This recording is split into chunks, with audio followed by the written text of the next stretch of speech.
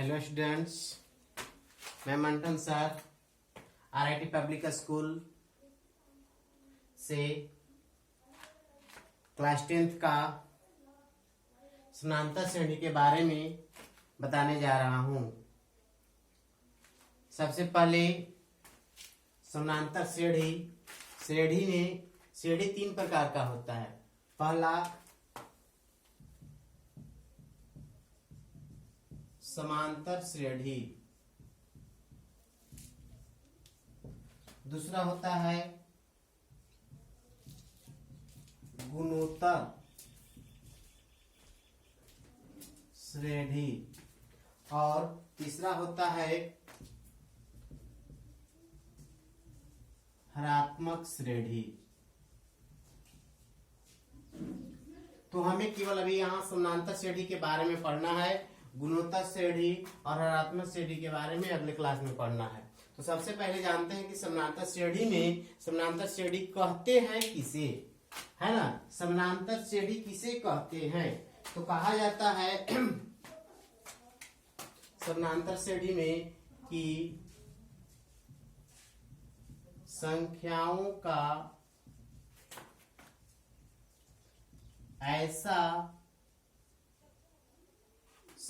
का ऐसा समूह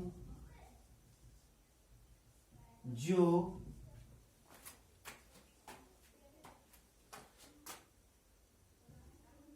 प्रत्येक पद में निश्चित संख्या जोड़ी या घटाई जाए। निश्चित संख्या जोड़ी या घटाई जाए। आते हैं समानांतर श्रेणी के बारे में। जानते हैं कि संख्याओं का ऐसा समूह जो प्रत्येक संख्याओं में निश्चित संख्या जोड़ी या घटाई जाए। कोई एक चीज, जैसे मान लेते हैं कि एक समानांतर श्रेणी लिखते हैं, इसे हम लोग एपी से भी सूचित करते हैं। तो चलते लेते हैं 2, 4, 6, 8, 10, 12, इस तरह से। ये आपका समानांतर श्रेणी है। ये कैसे पता करेंगे कि ये जो है आपका समानांतर श्रेणी में है? तो पता करने के लिए आपको क्वेश्चन जो है, आपको प्रश्न जो है समानांतर श्रेणी का परिभाषा बताता है कि इसे निश्चित संख्या जोड़ा जाए या घटाया जाए। तो देखिए कि निश्चित संख्या है, जैसे ये दोनों के बीच में 2 है, ये दोनों के बीच में 2 है, ये दोनों के बीच में 2 है, यानी 2 एक निश्चित संख्या है जो जोड़ा जा रहा है।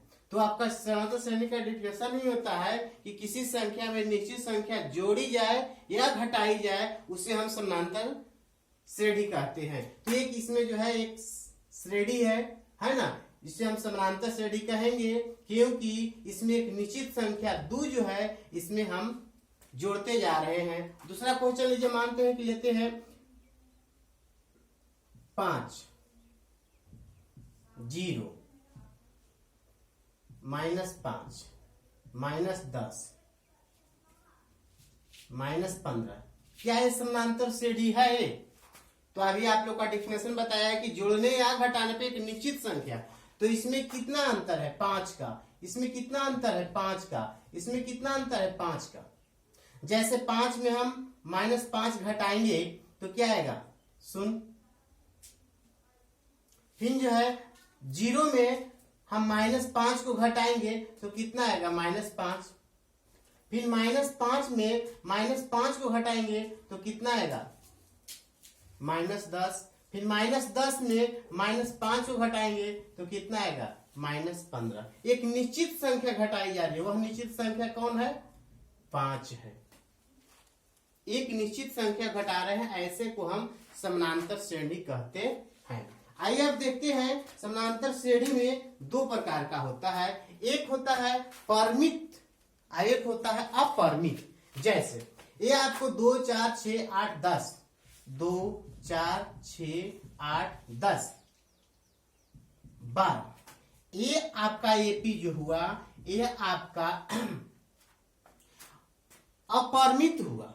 कैसे कि इसे फिक्स हो गया, इसके आगे कोई नहीं, लेकिन यही एपी आपका परिमित हो जाएगा 2 4 6 8 10 12 डॉट डॉट डॉट अपरिमित हो जाएगा, जो आपको कहां तक जाएगा से कोई ठीक नहीं है, इसमें अपरिमित आ जाएगा, ये आपका फिक्स हो गया, इसको कहेंगे परिमित, इसको कहेंगे अपरिमित। अब जो है इस समानांतर श्रेणी में, इस समानांतर श्रेणी में जानते हैं जो आपका निश्चित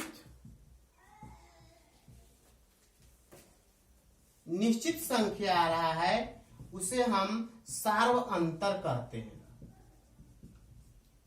या इसको पदांतर भी बोलते हैं,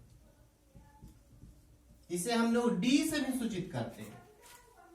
यानी निश्चित संख्या इसमें क्या आ रहा है 2, यानी हमको डी बराबर 2 आ रहा है, जिसको हम लोग निश्चित संख्या कहते हैं या सार्वअंतर कहते हैं या उसे पदांतर भी कहते हैं, उसे डी द्वारा सूचित करते हैं। यानी सार्वअंतर इसका 2 हुआ। सार्वअंतर ज्ञात करने का सही तरीका है, बताते हैं पहले आप लोग को। इसमें ए जो है 2 जो हुआ A1 हुआ, यानी A1 मीन्स पहला पद, पहला पद क्या है 2, A2 मतलब दूसरा पद, यानी दूसरा पद बराबर क्या हुआ 4, A3 मतलब क्या चीज तीसरा पद मतलब 6। ये जो आपका आया समानांतर श्रेणी का पहला पद, दूसरा पद, तीसरा पद, चौथा पद, पांचवा पद, छठा पद, इसी तरह अनेक पद हो सकते हैं, एन पद हो सकता है, एनवा पद हो सकता है, एनवा पद। तो एनवा पद क्या होता है, तो एनवा पद बराबर a plus n minus 1 into d होता है, ये मेन फॉर्मूला आपका है। तो एनवा पद का मतलब 10वां पद, 12वां पद, 16वां पद, 20वां पद, 100वां पद, जहां पद ज्ञात करने के लिए कहेगा तो हम इस सूत्र के द्वारा हम ज्ञात कर लेंगे। जैसे पहला पद कहेगा तो आपको पहला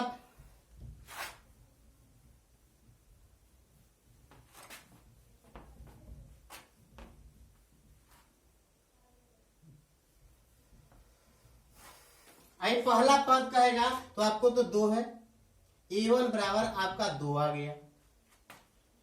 अगर कहता है पहला पद तो पहला पद को हम लोग पहला पद को A से सूचित करते हैं या A1। दूसरा पद क्या होगा, दूसरा पद होगा A plus D.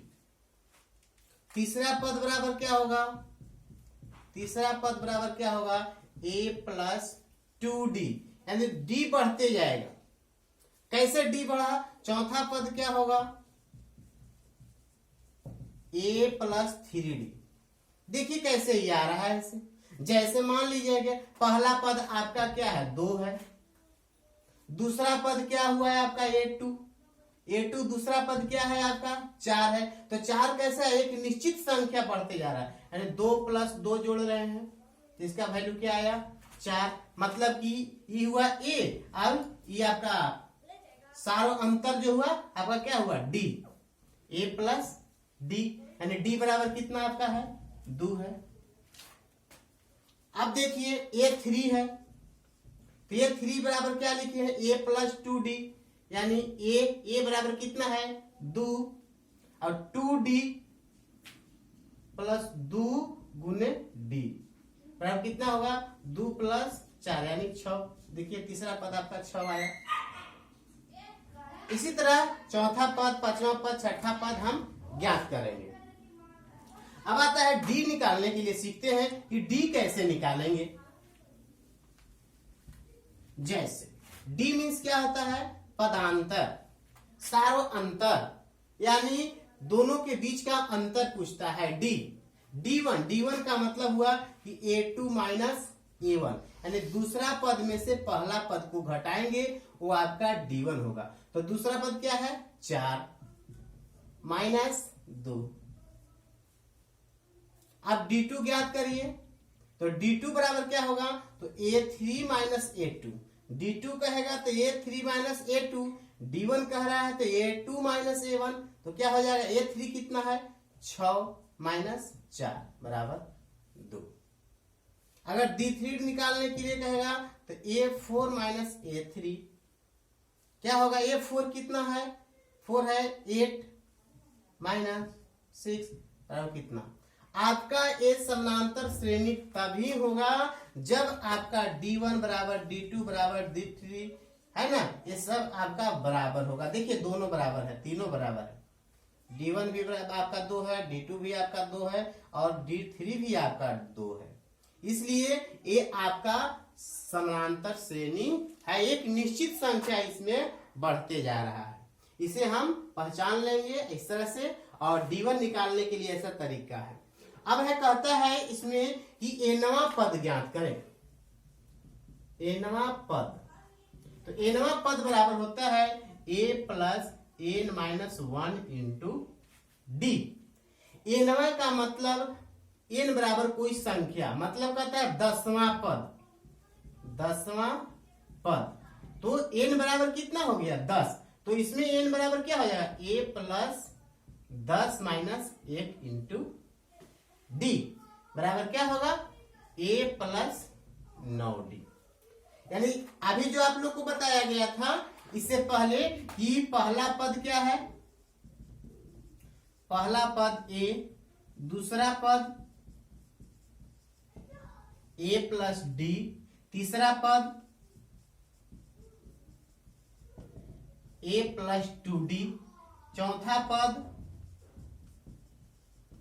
a plus 3d। देखिए पहला पद है तो इसमें d नहीं है, दूसरा पद है तो एक d है, तीसरा पद है तो 2 d है यानी एक कम, चौथा पद है तो 3d है। देखिए इसी प्रकार 10वां पद है तो a प्लस 9d आया।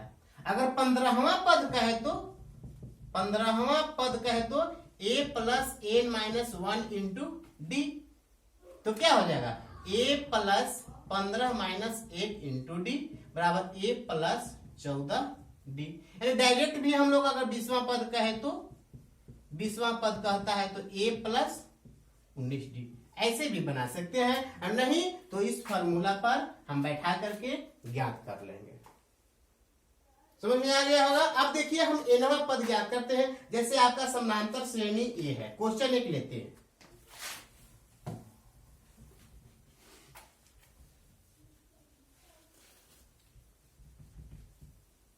ये क्वेश्चन एक लेते हैं, है ना। क्या कहता है, एपी आपका 2 4 6 8 10 और 12 है, तो एपी में है तो इसका 10वां पद ज्ञात करें। तो 10वां पद ज्ञात करने के लिए हमको एनवां पद को देखने पड़ेगा।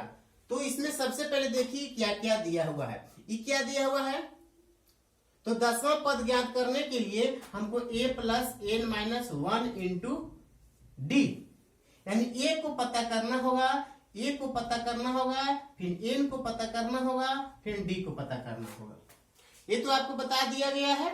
a बराबर कितना है इसमें, पहला पद, यानी a बराबर हो जाएगा 2।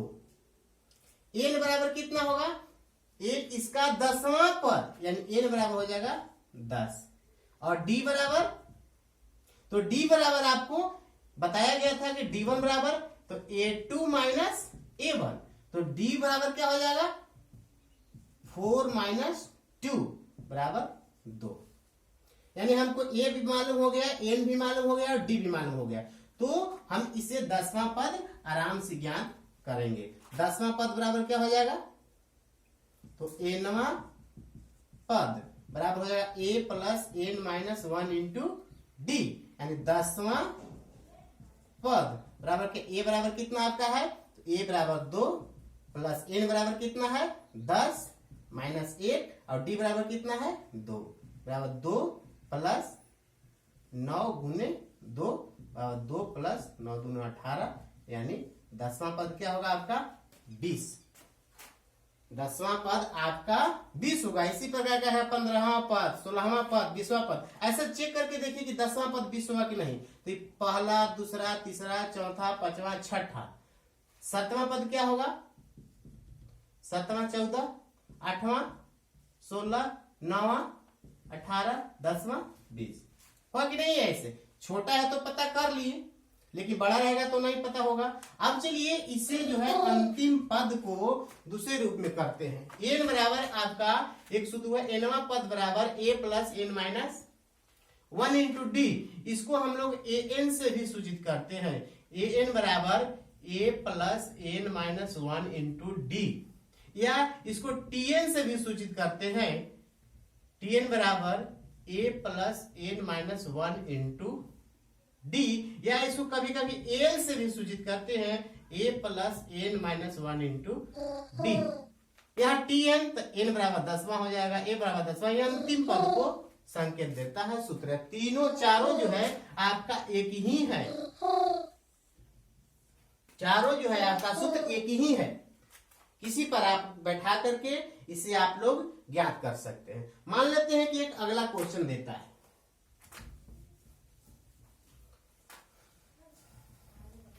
माना कि एपी में एपी ज्ञात करने के लिए कहता है, एपी ज्ञात करें, मतलब समानांतर श्रेणी ज्ञात करना है। तो ए बराबर दे दिया आपका 10 और डी बराबर दे दिया 5।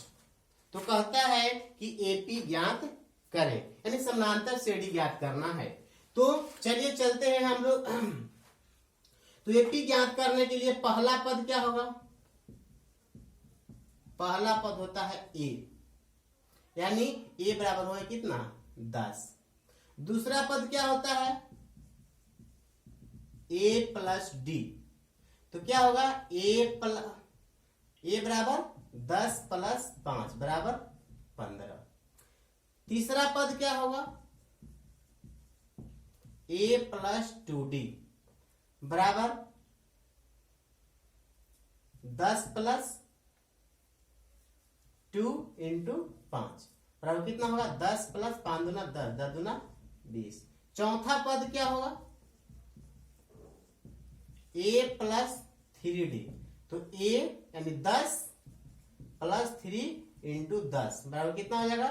10 प्लस 30 बराबर 40। यानी एपी बराबर आपका क्या हो जाएगा? तो 10, 15, 20, सॉरी यहाँ गलत हो गया थोड़ा सा, यहाँ 5 है डी ना, तो यहाँ 5 आ जाएगा। यानी 5 15 और 10 25, यहाँ आ जाएगा 25 डॉट डॉट डॉट। इसका मतलब अपरिमित इसका हो गया। आगे तक कितना तक जाएगा कोई ठीक नहीं है। ये आपका एपी आ गया। इसी में आपका कहता है कि एपी ज्ञात करें, ए बराबर इतना, डी बराबर तथा, है ना। इसी में कहता तथा 10वां पद ज्ञात करें। तब कैसे ज्ञात करते? तो हमको मालूम है कि ए बराबर कितना है? 5 और डी बराबर कितना है? ए बराबर हो गया आपका 10 और डी बराबर कितना हुआ? 5, और एन बराबर आपका 10 हो जाएगा, क्योंकि 10वां पद ज्ञात करने के लिए कहता है। तो कौन सूत्र लगाएंगे? टीएन बराबर a plus n minus 1 into d, यानी टी10 या ए एन या एन कुछ भी आप लगा सकते हैं। बराबर क्या हो जाएगा? ए बराबर आपका 10 हो गया प्लस एन 10 माइनस 1, और डी कितना है? 5। कितना होगा? 10 प्लस 9 इंटू 5 बराबर 10 प्लस 45 बराबर 55। ये आपका समानांतर श्रेणी से रिलेटिव ऐसा क्वेश्चन है। अब जो है कुछ क्वेश्चन जो है आप लोग को अगले चैप्टर में बताई जाएगी।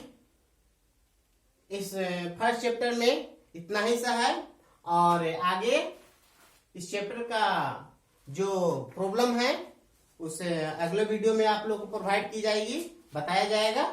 Thank you.